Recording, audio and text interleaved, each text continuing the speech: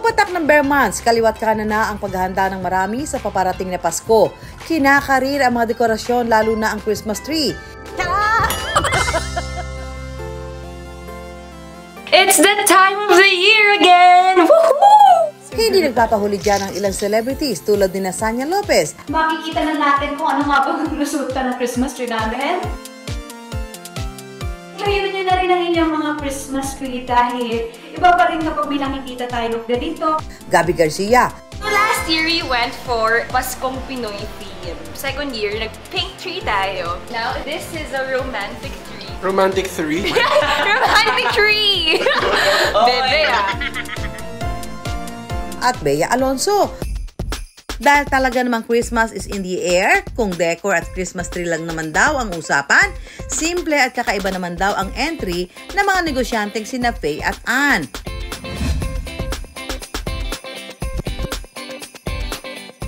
May bagong ina Christmas tree raw ang pinapauso ng pamilya na magpartner na Faye at Ann. Dahon is out dahil purong kahoy ang meron sila. Ang Tito Pogi's Woodworks po ay nag-offer ng iba't ibang mga wood projects. Gumagawa din ng mga bed frame, mga Christmas decors, and mga Christmas trees kapag ka-bare months po. Meron din yung mga candle holder. So, sinabay din namin yun para madagdagan nga po yung mga designs. Meron din silang iba't ibang sukat ng Christmas tree.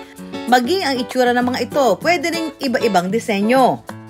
Yung Christmas tree natin, nag-start siya sa 2 feet hanggang 10 feet. Usually, ang order ng mga bumibili is yung usual na 6 feet, 6, 7, 8. Sabi nila, aesthetic daw, modern, and bago sa paningin nila, at saka madali daw i-decor, madali ding iligpit. After Christmas, ang ginagawa ng iba, lalagyan na ng mga halaman sa garden nila. Unang nakilala sina Faye at Ann sa binebenta nilang mga halaman. Nung pandemic talaga siya, ang ginagawa namin is mga pagbebenta ng mga halaman. May nag-order ng Christmas tree. So, ginaya po namin yung design na gusto niya ipagawa. Para mabuo ang kanilang mga produkto, ang kanilang makikisig at matityagang padre de pamilya na raw ang bahala. Si Nicanor na Tito Pogi No. 1 at si Robert na Tito Pogi No. 2. Nagkataon na walang trabaho yung tatay ko that time. Kaya in-offer namin sa kanya kung pwede siyang magtrabaho para sa amin. Siya yung gagawa. Noon naman po talaga, marunong na talaga siyang magkarpintero. Same po sa father po ni Ann. Sa kanya po talaga nagsimula kay Tito Pogi. Nang makagawa ng isang sample Christmas tree, nag-post sila online para ipakilala ang kanilang mga gawa. Dahil marami na nag-i-inquire, pinost na po namin siya. Kapag nag-start na yung bare months, doon lang talaga siya sobrang dumadami yung inquiries tsaka order. Pero whole year round, may mga nagpapagawa ng hindi Christmas tree. Sinusukat muna ni Robert ang mga gagamiting paleta na kahoy. Gumagawa rin siya ng base para pagkakabitan ng layer ng mga kahoy. Para makuha ang hugis ng Christmas tree, naglalagay si Robert ng taling tansi para maging pattern. Kinikinis din niya ang mga kahoy para siguradong pulido ang mga materyales. Noong unang-una, doon kami nahirapan sa manpower. Yung challenge natin dito is yung lugar. Wala siya kasi sa labas ng kalsada. Since malaki yung item, so medyo nahirapan kami kung anong options yung pwede namin i-offer sa kanila. So kami lahat nagbubuhat ng mga paleta. Dahil tulong-tulong ang kanilang pamilya, matyaga nilang nabubuo ang bawat order. Matapos ang ilang sipat at pagbukpok, may wooden Christmas tree na. Kagandahan sa negosyong sinimula ni Faye at Ann, maliit na puhunan lang daw ang kanilang kinailangan.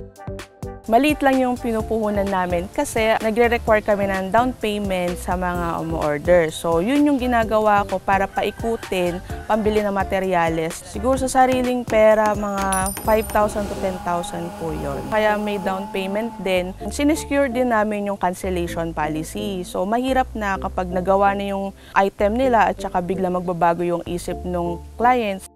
Customized Christmas tree ang diskarte ng pamilya para mas makuha ang puso ng kanilang mga suki. Doon po sa design naman, nag-iiba-iba depende sa binibigay na design ng mga clients. Meron din pong mga bilog Yun po yung isa po sa bago namin. Parang cake style pero Christmas village po yung nilalagay nila. Kaya ang kanilang Christmas tree, talagang merry ang hatid tuwing bare months. Pumalo po siya ng 250 to 300,000 po. Yung buong bare month season po na yun. Sobrang laking bagay nung ginawa namin, hindi lang sa amin para sa pamilya talaga namin to. Total naman ay nagkalabasan na ng looks at lakas ang pamilya ni Tito Pogi. Hindi naman susuko ang mga tita na gaya ko. Ito, kakaiba ko yung Christmas tree na ginagawa ni Tito Pogi. Ito po ay yari sa kahoy. Ito ay mga paluchina. Hindi ko akalain na pwede pala itong gawing Christmas tree. Tito Pogi, turuan mo na ako. At ako gagawa. Ito po, una po natin Ano ito gagawin. pinaka-base? Opo. Ganito po magaspang. Ginagamitan po namin ng liha yan. Ano? Nangingilaw ko. Ayun ko na, nangingilaw ko.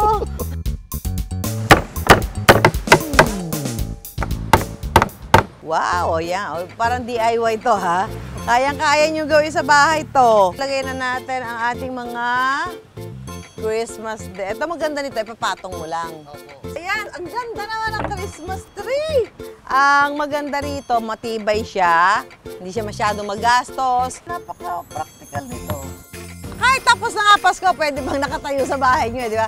Palitan nyo ng mga decor dito. O ha? Kung kaya ni Tito Pogi, kaya ko. Tiyak kaya nyo rin. Maliban sa pagtutulungan, ito raw ang sikreto na nagpatibay sa negosyo ni Faye at Ann. Ang importante po dito yung communication Hindi lang po para sa amin ni Ann, pati po sa pamilya namin. Kasi kung hindi kami mag-uusap-usap para sa isang project, hindi po namin magagawa ng maayos lahat ng mga nakuha ng mga client namin. Kailangan matibay ang loob, masipag, and may tiyaga ka talaga. Araw-arawin mo lang yan, maging consistent ka. Ngayon, makita mo puro hirap, sacrifice ka talaga, and then eventually, yung fruit of labor mo, doon mo naman siya makukuha. Kapag sasapit ang Kapaskuhan, hindi lang paghahanda ang pwedeng pagkaabalahan. Dahil kung malikhain, matyaga at madiskarte, kahit ang simpleng kahoy, pwedeng pagsimulan ng bonggang kabuhayan.